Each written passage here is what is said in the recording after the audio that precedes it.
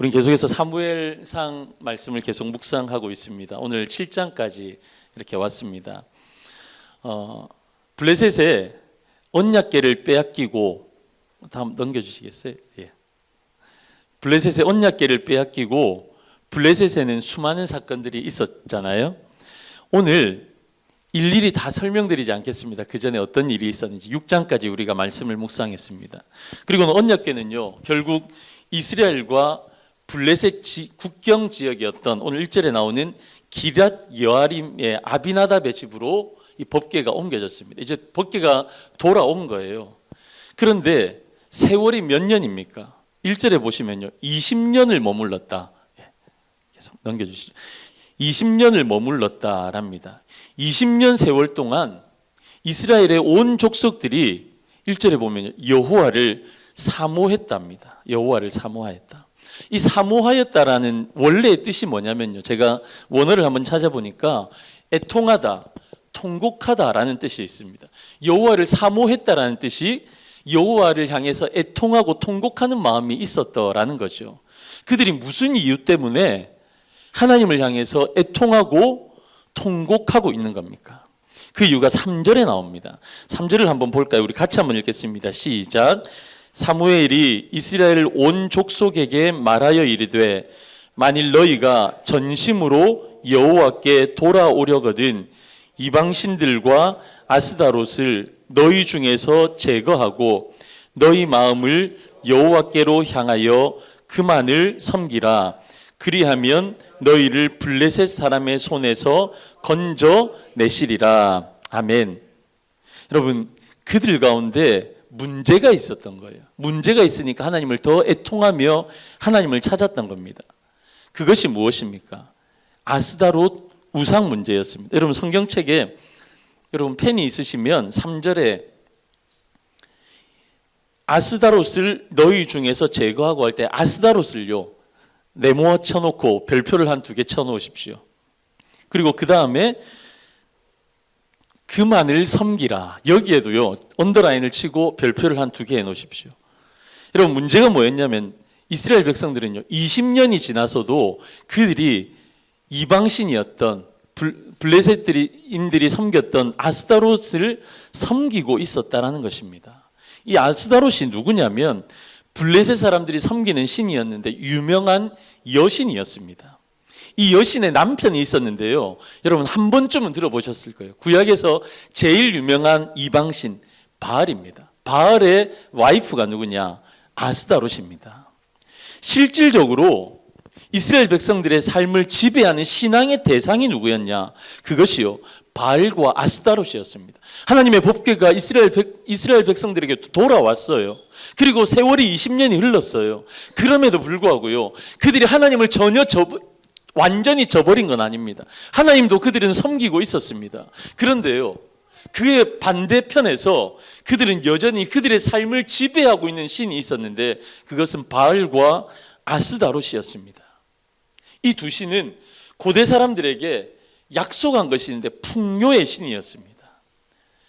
바알 신은 남성 신이었는데 능력과 전쟁의 승리를 가져다 준다. 능력이 있어서 전쟁의 승리를 가져다 주고 풍요하고 부유함을 가져다 준다라고 믿었습니다. 근데 이 바알 신에게 접하려면요 그 부인인 아스다롯을 반드시 같이 섬겨야만 했습니다. 왜냐하면 이 두 신이 부부였잖아요. 이 두 신이 부부 생활을 한다라고 믿었기 때문입니다. 부부 생활이 뭔지는 제가 설명드리지 않아도 알 겁니다.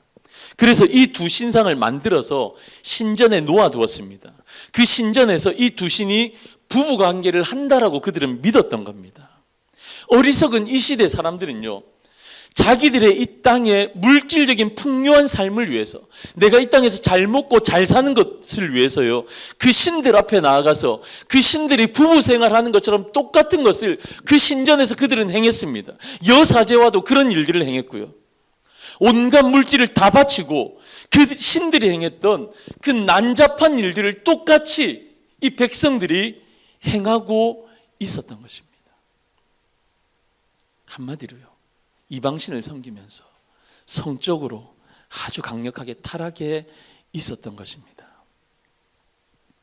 그러면 이스라엘 백성들이 여기에서 이 블레셋의 종교와 문화에서 자유로웠겠습니까? 전혀 그렇지 않았습니다. 한쪽이 하나님을 한쪽에 섬기고 한쪽에는 이 우상을 섬기고 있는데 그들이 자유로울 수 있었겠습니까? 이스라엘 백성들은요, 하나님과 이스라엘의 난잡한 종교와 문화에 양다리를 걸치고 있었던 것입니다. 요즘으로 말하면요, 주일에 나와서 예배를 드리긴 합니다. 하나님 앞에 헌금을 드리기도 합니다. 성도로서 이런 봉사 저런 봉사하면서 하나님을 섬기기도 합니다. 그런데요, 세상에 나가면 세속화되어져서 세상 사람들과 똑같이 살더라는 거죠. 여러분, 이스라엘 백성들은 지금 그렇게 살아가고 있는 겁니다. 오늘 본문은 이것을 블레셋의 영향력에서 벗어나지 못하고 짓눌려서 신음하던 이스라엘 백성들의 곤고한 상태를 나타내 준다라고 말씀하시는 겁니다. 이런 상황 속에서 성적으로 더 타락하고 한쪽 편에서 이방의 우상을 섬기면서 점점 하나님을 향한 열망이 더 커져가더라는 것입니다. 하나님을 떠나고 세상의 것을 추구하면요, 당장은 세상의 것이 더 좋아 보이지만 하나님의 사람들은 그러할수록 하나님이요 더 그리워지는 것입니다. 이 더러운 문화 속에서 여호와를 더 사모하게 되었다라는 것이 오늘 본문의 배경이 되는 것입니다. 이런 배경 속에서 역사의 전면에 나선 사무엘이 3절 말씀에 이렇게 선포하는 겁니다. 제가 언더라인 치라고 했죠.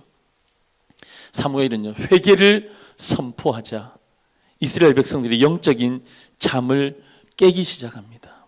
20년 동안 법궤를 기랏 여아림에 방치해 놓고 여전히 블레셋을 섬기던 가나안 지방의 우상을 섬기던 이스라엘 백성이었는데, 한 축은 하나님이고 한 축은 이방의 신을 섬기고 있는 그들이었는데, 그들 가운데 사무엘이 선포합니다. 우상을 제거하라. 여러분, 이 우상을 제거하라는 뜻은요, 하나님과의 바른 관계의 회복을 선언하는 것입니다. 여러분, 회개라는 것이 무엇입니까? 회개는 성경 어디서도요, 감정으로 표현하고 있지 않습니다. 기도하면서 하나님 잘못했습니다, 눈물 흘리고 콧물 흘리고 그런 것을 회개라고 말씀하지 않습니다. 또한 회개는요, 성경 어디에서도 윤리나 도덕적인 개념으로 설명하고 있지 않습니다. 회개라는 것은요, 반드시 하나님과의 바른 관계를 회복하는 것을 회개라고 성경은 말씀합니다. 하나님은 아닌 다른 곳으로 우리의 방향성이 잘못될 때 다시금 주님 앞으로 돌이키는 것을 회개라고 이야기합니다. 사무엘이 선포하고 이스라엘 백성들이 제일 먼저 취했던 행동은 이스라엘 공동체 안에 우상을 제거하는 것이었습니다. 4절 말씀에 이에 이스라엘 자손이 바알들과 아스다롯을 제거하고 여호와만 섬기니라. 여러분, 그들 가운데 회개는요, 다른 것이 아니었습니다. 우상을 제거하는 것이었습니다. 이 회개의 운동이 그들 가운데 일어났던 것입니다. 그리고 나서 사무엘이 미스바 광장으로 백성들을 소집합니다. 5절 6절입니다. 사무엘이 이르되 온 이스라엘은 미스바로 모이라.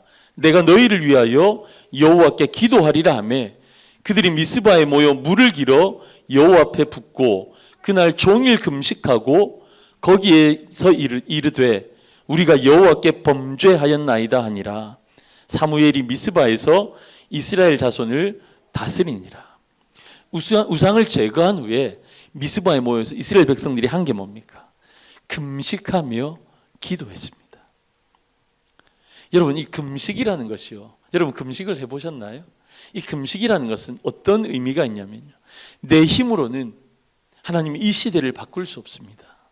내 힘으로는 하나님 나를 바꿀 수가 없습니다라는 곤고한 마음 가운데서 하나님 앞에 나아가는 것이 금식입니다.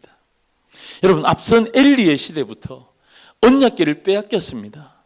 그 이후에 블레셋의 종교와 문화에 빠져서 어두운 시대를 살고 있는 시대가 지금 이 시대였습니다. 그런데요, 사무엘과 이스라엘 백성들이 하나님 앞에 금식을 선포하며 하나님 앞에 기도했다라는 것은요, 하나님의 은혜가 필요합니다라는 그들의 신앙의 고백이 여기에 포함되어 있는 것입니다. 하나님, 내 힘으로는 이 시대를 바꿀 수 없습니다. 하나님, 내 힘으로는 우상 가운데 빠져있는 나를 바꿀 수 없습니다라는 그들의 신앙의 고백이 기도할 때 금식하였다는 표현으로 드러나고 있는 것입니다. 얼마나 귀합니까? 이런 영적인 부흥운동이 이제 활활 타오르고 있습니다. 그런데 그 가운데 한 가지 사건이 발생합니다. 문제가 생겼는데요. 이 문제가 외부로부터도 오고 내부로부터도 문제가 터집니다. 외부의 문제는 무엇이었냐면 블레셋 사람들이, 이스라엘 백성들이 미스바에 모였다함을 들었다는 것입니다. 여러분, 블레셋 쪽에서 생각할 때 아직도 블레셋의 영향력 아래에 있었던 이스라엘이 총회로 그들이 모두가 여기에 모였다, 이 얘기를 듣는데 무슨 생각이 들었겠어요? 이들이 반역을 하려는구나, 이들이 우리를 반역하려는구나, 그런 생각을 하게 된 겁니다. 그러니까 그들이 한꺼번에 거기에 모였다 하니 그들을 치러 가자, 그들이 생각한 겁니다. 그래서 치러 올라간 겁니다. 하나님 앞에 살려고 할 때는요, 사단이 우리를 가만히 두지 않더라는 거죠. 그들이 미스바에 모여서 하나님 앞에 회개하고 하나님 앞에 하나님의 은혜를 구할 때는요, 외부의 적들이요, 그들을 가만히 두지 않더라는 겁니다. 그걸 마귀가 싫어합니다. 그런데 여러분, 그럴 때일수록 우리는요, 어떻게 해야 합니까? 모이기를 더 힘써야 합니다. 성도들은요, 교회를 중심으로 더 모여야 합니다. 교회는 흩어지는 교회가 되어야 합니다. 여기에서 은혜 받고요, 세상 가운데 흩어져서 영향력을 발하는 하나님의 사람들, 이 땅 가운데 하나님의 복음을 이루어내는 사람들 되어야 합니다. 그래서 우리는 흩어지는 교회가 되어야 하지만 뿐만 아니라 그 가운데서 우리는요, 자꾸만 모이기를 힘써야 합니다. 교회를 중심으로. 사무엘은요, 모이는 힘을 알았던 지도자였습니다. 비단 사무엘뿐만이 아니라 이스라엘이라는 민족 자체가 이런 모임의 힘을 알고 있었던 민족이었습니다. 그래서 이스라엘을 뭐라고 얘기하냐면 총회의 민족이라 부릅니다. 국가적인 대사가 큰 일이 있을 때마다 이스라엘 백성들은 총회라는 것으로 모였습니다. 신명기 23장에 나오는 것처럼 총회에 대한 규례도 가지고 있었던 민족이 이스라엘이었습니다. 여러분, 이 사무엘상 초반 시대는요, 사사시대를 배경으로 하고 있잖아요.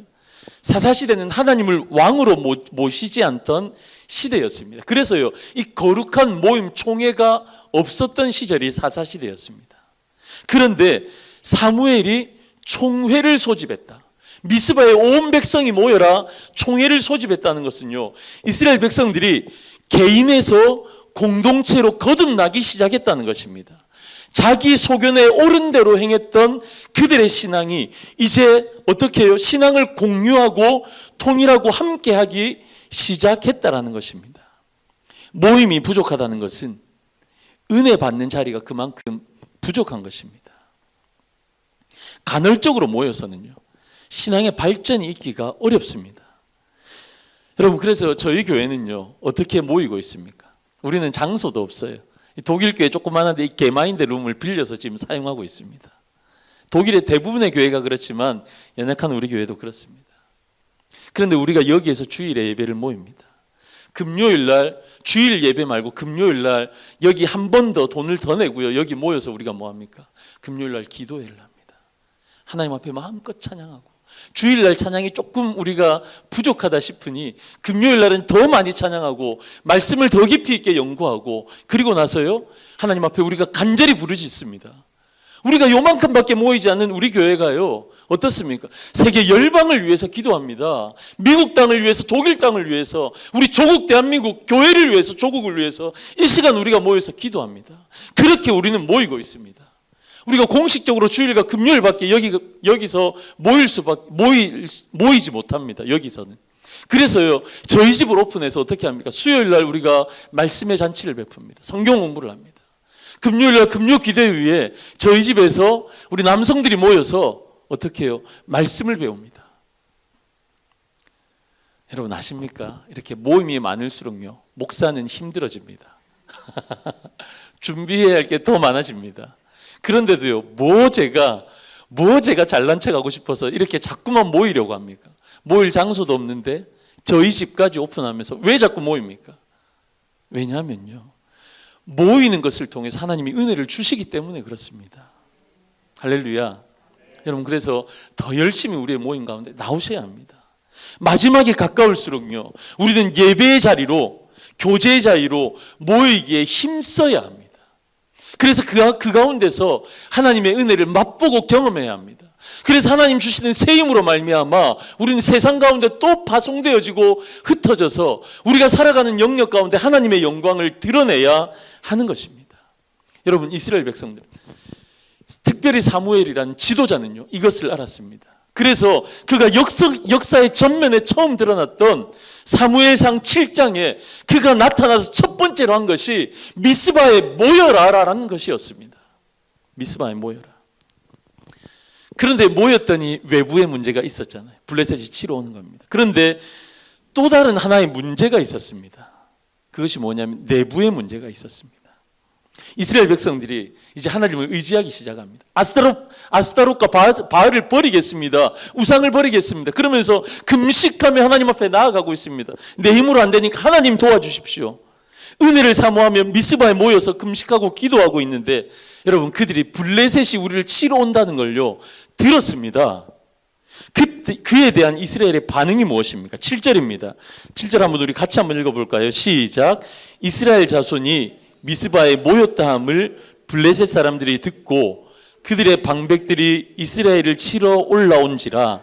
이스라엘 자손들이 듣고 블레셋 사람들을 뭐 했다고요? 두려워하여 온 백성이 은혜 받겠다고 지금 미스바에 모였습니다. 하나님 도와주십시오 라고 그들의 신앙의 고백으로 금식하며 기도까지 하고 있습니다. 그런 중에 블레셋이 우리 치러 온다라는 것을 들었는데 어떻다고요? 두려워한 겁니다. 여전히 그들 가운데 연약한 모습을 보여주는 겁니다. 입으로는요, 그들이 주밖에 사모할 자가 없습니다. 주님만 신뢰합니다. 그들이 그렇게 고백해 놓고서는 눈앞에 일어난 일들을 보니 그들이 신뢰한다고 고백했던 하나님은 어디로 사라진지 없고, 하나님은 보이지 않고 거인적인 힘센 블레셋만 보이기 시작하더라는 것입니다. 여러분, 지금 이들의 모습은요, 하나님보다 세상을 더 두려워하고 있습니다. 너무 무서워서 하나님 앞에 스스로 나아갈 힘까지 상실해버립니다. 그래서 이스라엘 백성들은 사무엘에게 우리를 대신해서 기도해달라 부탁합니다. 스스로 하나님 앞에 기도하지 못할 만큼 그들은 두려워서 떨고 있습니다. 제가요, 여기 이렇게 제 원고에 썼습니다. 못났다. 진짜 못났다.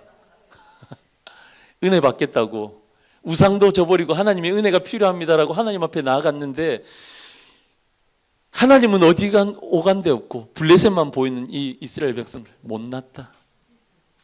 근데 여러분, 우리가 이스라엘 백성들을 향해서 손가락질하면서 너 못났다 할 만한 사람들입니까? 여러분, 우리도 이스라엘과 같은 동일한 모습이 아닌지 우리가 한번 돌아봤으면 좋겠습니다. 그래서 이스라엘 백성들을 위해서, 이스라엘을 위해서 사무엘이 하나님 불쌍히 여겨주십시오, 하나님 앞에 기도합니다. 그랬더니요, 그 기도를 통해서 전쟁이 끝나버립니다. 10절 말씀에 우리 같이 한번 읽어볼까요? 시작. 사무엘이 번제를 드릴 때에 블레셋 사람이 이스라엘과 싸우려고 가까이 오매 그날에 여호와께서 블레셋 사람에게 큰 우레를 바라며 그들을 어지럽게 하시니 그들이 이스라엘 앞에 패한지라. 아멘. 여러분, 결론은요, 여기서 결론은 전쟁이 끝났는데 어떻게 해요? 이스라엘이 이겼다라는 거죠. 그 힘센 블레셋을요, 칼 한 번, 주먹 한 번 쓰지 않고 이겼다라는 거죠. 그런데 이 전쟁의 승패가 어디에서 결정이 났느냐? 우리의 어떤 전력이냐, 상대방의 전력이냐가 아니라는 거죠. 외부의 엉뚱한 조건 때문에, 바로 뭐라고요? 큰 우레 때문에 전쟁이 끝나버린 겁니다. 하나님께서 블레셋 사람들에게 큰 우레를 내리신 것입니다. 그러니까 결국은 뭐냐? 결국은 하나님이 하신 것입니다. 이 전쟁에 하나님이 개입하신 겁니다. 사무엘이 기도하였더니 하나님께서 개입하셔서 승리케 하셨다라는 것입니다. 그런데요, 이제부터가 진짜 제가 오늘 여러분들에게 말씀드리고 싶은 겁니다. 이 과정 가운데 사무엘이 하나님 앞에 기도하며 우리 백성들을 긍휼히 여겨달라고 기도하는 이 부분 가운데 우리가 주목해서 보아야 할 부분이 있습니다. 9절입니다. 다 같이 한번 읽습니다. 사무엘이 젖먹는 어린 양 하나를 가져다가 온전한 번제를 여호와께 드리고 이스라엘을 위하여 여호와께 부르짖음에 여호와께서 응답하셨더라. 하나님께서 응답하셨는데 어떤 과정을 통해서요? 사무엘이요, 어린 양 하나를 가져다가 온전한 번제를 여호와께 드리고, 여러분 펜을 꺼내셔서 온전한 번제 동그라미 치시고 여기는 별표 5개. 제가 오늘 여러분들에게 드리고 싶은 말씀이 이제 시작됩니다. 사무엘이 이스라엘 위해서 여호와께 부르짖습니다. 그 과정 가운데서 하나님께서 응답해 주신 가장 중요한 놀라운 사건, 그것은요, 사무엘이 여호와께 번제를 드린 것입니다. 그럼 번제가 뭡니까? 구약에는요, 레위기에 5가지 제사가 나옵니다. 번제, 소제, 화목제, 속건제, 속죄제. 그 중에 번제는요, 가장 구약의 대표적인 예배의 형태였습니다. 이 제사의 특징은요, 제물을 조금도 남기지 않고 온전히 다 태우는 겁니다. 성소에 들어가서 번제를 드릴 수 있는 단이 있는데 거기에 번제물을 올려놓고 이걸 다 태우는 겁니다. 아무것도 없이 다 태우는 겁니다. 이 제사의 특징은요, 제물을 조금도 남김없이 온전히 불태워 버리는 것. 그래서 그 의미는요, 이 제사를 드리는 자가 자기 자신을 온전히 하나님 앞에 드린다는 것입니다. 나는 없어지고 주님만 드러나는 온전한 헌신을 표현하는 것이 이 번제였습니다. 사무엘은요, 이 번제를 드리면서 철저하게 자기를 부인합니다. 철저하게 자기를 부인하며 하나님을 의지합니다. 사무엘이 알고 있었던 거예요. 이 전쟁의 승패는 우리에게, 상대방에게 달려있는 것이 아니라 하나님께 있음을 그가 인식했습니다. 이 전쟁은 내가 할 수 있는 부분이 아닙니다. 객관적인 전력에서도 우리 이스라엘이 블레셋을 이길 수가 없습니다. 이스라엘에게 블레셋은 이길 수 없는 너무나 강력한 민족이었던 것을 사무엘이 알고 있었던 것입니다. 그들이 왔다는 소식만 들어도 두려웠던 만큼 블레셋은 강했습니다. 어떻게 이 블레셋을 이길 수 있겠습니까? 오직 하나님께 어떻게 해요? 주도권을 내어드릴 때 그때만 그들이 승리할 수 있었던 사실을 사무엘은 알고 있었던 것입니다. 이스라엘이 우리가 싸우는 것이 아니라 우리를 통해서 하나님이 싸우셔야 한다는 것을 알고 있었던 것입니다. 그래서 사무엘은요, 작전 짜지 않았습니다. 어떤 다른 행동하지 않았습니다. 그는요, 하나님 앞에 예배 드릴 수밖에 없었습니다. 이 예배가 아니고는 이 전쟁을 승리할 수 없다. 그래서 이 예배는요, 주도권을 하나님 앞에 올려 드린 것입니다. 하나님이 하십시오. 하나님, 우리가 아닙니다. 나는 없어지고 나는 사라지겠습니다. 하나님만 나타나시기를 소망합니다. 그래서요, 온전한 번제를 하나님 앞에 드렸던 것입니다. 여러분, 그 결과가 무엇입니까? 12절에 사무엘이 돌을 취하여 미스바와 센 사이에 세워 이르되 여호와께서 여기까지 우리를 도우셨다고 하고 그 이름을 뭐라고요? 에벤에셀이라 하니라. 모든 일이 마친 후에 사무엘이 고백합니다. 하나님, 여기는 에벤에셀. 하나님은 에벤에셀의 하나님입니다. 하나님께서 도우셔서 가능했습니다. 여러분, 이것이 사무엘의 고백이었습니다. 시간을 거슬려서 조금만 올라가 보면요, 4장에 보면요, 에벤에셀에서 하나님의 언약궤를 빼앗겼었습니다. 에벤에셀은요, 이스라엘 백성들에게 가장 최근에 그들의 치욕의 장소였습니다. 그때의 에벤에셀이란 의미는 무엇이었냐면 하나님께서 여기까지만 도우셨다라는 부정적인 의미였습니다. 그런데요, 그들이 참된 회개로 하나님 앞에 나아갑니다. 하나님의 은혜를 구합니다. 하나님의 말씀이, 사무엘을 통해서 하나님의 말씀이 선포되어지며 회복이 시작되어집니다. 그 중간에 그들이 두려워하고 부족한 모습은 있었지만 온전한 예배로 주님 앞에 나아갈 때, 오늘 본문에서는요, 에벤에셀이, 실추되어졌던 에벤에셀의 영광이요, 회복되어지는 것을 오늘 말씀은 말씀하고 있는 것입니다. 오늘 본문에서는 사무엘이 선포합니다. 난잡한 세상의 신 바알과 아스다롯을 제거하라. 그리고 온전히 하나님만 섬기라. 백성들은 이 말씀에 반응하며 미스바로 모였고 하나님의 은혜를 구합니다. 전적으로 하나님을 의지하기로 결정합니다. 실제적인 적용으로 하나님께서는 블레셋과의 전쟁을 일으키셨습니다. 그때 사무엘은 무엇을 했습니까? 온전한 번제를 드립니다. 오늘 이 모든 말씀은요, 아스타로스를 제거하라부터 온전한 번제를 드리기까지 이 모든 스토리는요, 한 가지에 집중합니다. 한 가지로 귀결되어집니다. 그 모든 말씀은요, 주도권이라는 한 가지에 집중되어집니다.